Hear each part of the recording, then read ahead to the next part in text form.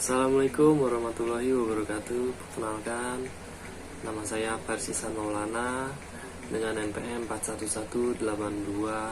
41182191191024 Saya di sini adalah mahasiswa Universitas Islam 45 Bekasi. Sebelumnya saya memohon izin terlebih dahulu kepada dosen pengampu yaitu Ibu Yunita Lasma Siregar MPD. Saya di sini ingin menjelaskan sejarah pendidikan jasmani. Di sini saya ingin menjelaskan beberapa sejarah pendidikan jasmani. Salah satunya yaitu zaman primitif, zaman kuno, zaman abad gelap, dan zaman nasionalisme. Lanjut untuk pembahasan yang pertama yaitu zaman primitif. Pada zaman primitif, evolusi manusia diawali dengan gerakan dan perkembangan Homo sapiens, makhluk yang berpikir sebagian terbesar pada aktivitas otot-otot.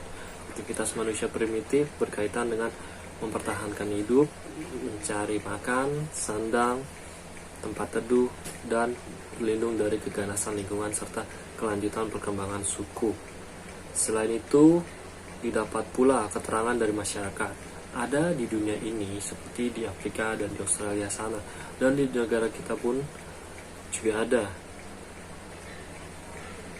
Tepatnya di pedalaman Irian Barat, masih terdapat manusia yang hidup di zaman batu yang kini terus diusahakan untuk ditingkatkan taraf kebudayaannya. Meskipun demikian, belumlah tentu masyarakat yang dianggap terbelakang tersebut benar-benar mewakili masyarakat bangsa primitif. Melalui kajian ini, diketahui bangsa primitif melakukan permainan dan tari-tarian. Mereka sangat mementingkan tari-tarian karena menari adalah alat komunikasi untuk manusia dengan bahasa yang tidak memadahi. Tari-tarian merupakan cara untuk berhubungan satu sama lain, untuk setiap perasaan manusia, dan untuk menggambarkan segala aspek kehidupan mereka yang masih terbatas pada tari-tarian tersebut. Ada pula permainan. Permainan mempunyai maksud-maksud tertentu. Pertama, permainan merupakan kegiatan dari keseluruhan aktivitas yang didorong oleh kegembiraan dan kesenangan spontan. Selanjutnya, yang kedua adalah latihan kesiapan bagi remaja menjelang kedewasaannya. Karena bentuk permainan yang diambil dari aktivitas hidup dan diakui sebagai cara meningkatkan ketangkasan, kekuatan, dan kecepatan serta kemampuan lainnya yang diperlukan untuk mempertahankan hidup. Kesegaran jasmani dalam masyarakat primitif mutlak diperlukan untuk terus mempertahankan diri.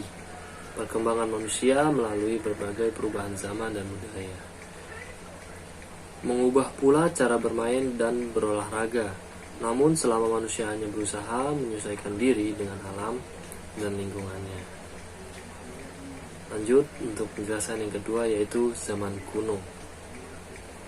Zaman kuno atau kebudayaan kuno yang masih tetap bertahan dan masih tetap hidup adalah Cina dan India. Susah sekali memang untuk melukiskan sejarah kedua kebudayaan tersebut karena harus menjangkau waktu yang jauh ke masa lampau. Cina mewarisi aktivitas fisik dan permainan. Wei Changwu adalah seorang ahli sejarah menunjukkan bahwa pada abad-abad permulaan di Cina yang diwarnai oleh tari-tarian, gulat, panahan, pemeliharaan kesehatan, dan berbagai aktivitas fisik, zaman dinasti Zhou pada tahun 1122 sampai 506 sebelum Masehi adalah awal dari budaya Cina.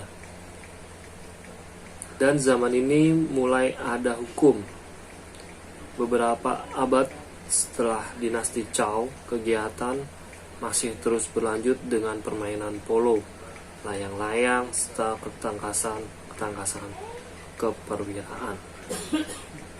Pada abad terakhir, kira-kira sama dengan abad pertengahan Eropa, ketangkasan bela diri seperti tinju, gulat, dan anggar sangat digemari. Lalu untuk permainan golf telah dilakukan di Cina sejak abad ke-11. Terdapat pula permainan-permainan lain dan banyak diantaranya yang menekankan pembentukan moral. Di samping latihan bagi tubuh, jenis permainan bela diri Cina sekarang menyebar ke seluruh dunia, termasuk di negara kita, yaitu Indonesia. Kebudayaan India. Kebudayaan India sama tuanya dengan kebudayaan Cina, meskipun tekanan pada pendidikan jasmani diabaikan. Di India dijumpai pula permainan dan aktivitas fisik. Akan tetapi, sistem kasta yang berlangsung bersama dengan tekanan pada ketaatan, keimanan, dan agama yang bersifat mistik menyebabkan kemajuannya berhenti. Kasta Brahma, Ksatria, Waisya, Sudra.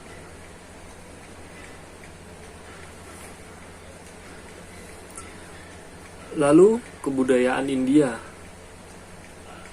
sama tuanya dengan kebudayaan Cina, meskipun tekanan pada pendidikan jasmani diabaikan.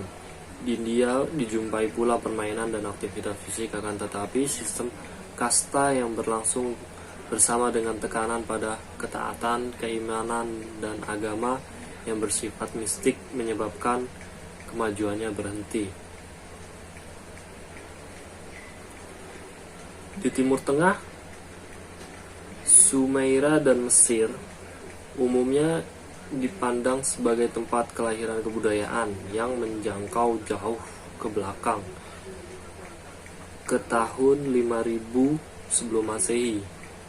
Sumeria dan Mesir diikuti oleh Assyria, Babilonia, dan Ibrania. Bangsa ini lebih dinamis dan menghendaki kemajuan serta kepercayaan pada hidup ini sepenuhnya. Bangsa-bangsa ini turut aktif serta dalam aktivitas jasmani seperti naik kuda, panahan, dan salah satu faktor yang mendorong adalah tujuan militer dan kemajuan bangsa-bangsa tersebut. Mungkin Persia mencapai tingkatan tertinggi dalam latihan jasmani sepanjang sejarah peradaban kuno, di mana Persia mencapai tingkat tertinggi dalam latihan jasmani sepanjang sejarah. Untuk mengalahkan bangsa lain, program latihan diatur oleh negara dengan tujuan pendidikan jasmani dan moral anak-anak muda. Anak laki-laki dilatih secara ketat sejak usia 6 tahun. Latihan terdiri dari naik kuda, panahan, berburu, dan latihan jasmani berisikan pendidikan moral dan kemajuan. Karena tekanan pada kesehatan dan kesegaran dengan motif kemiliteran ini, maka Persia menjadi negara dengan militer terkuat pada masa itu. Persia terus berkembang sampai keruntuhan akhlak dan korupsi melemahkan negara ini. Kegagalan untuk tetap perkasa dengan fisik dan moral yang kuat membawa kehancuran Persia dan tentaranya yang akhirnya dikalahkan oleh bangsa Girik yang mulai muncul sebagai kekuatan baru.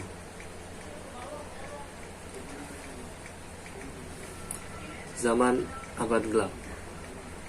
Pada zaman abad gelap, keruntuhan Kekaisaran Romawi tahun 476 Masehi yang sudah berlangsung selama lebih dari 1 abad memulai datangnya abad gelap. Kebudayaan terhenti selama 1 periode dan pendidikan tak teratur lagi.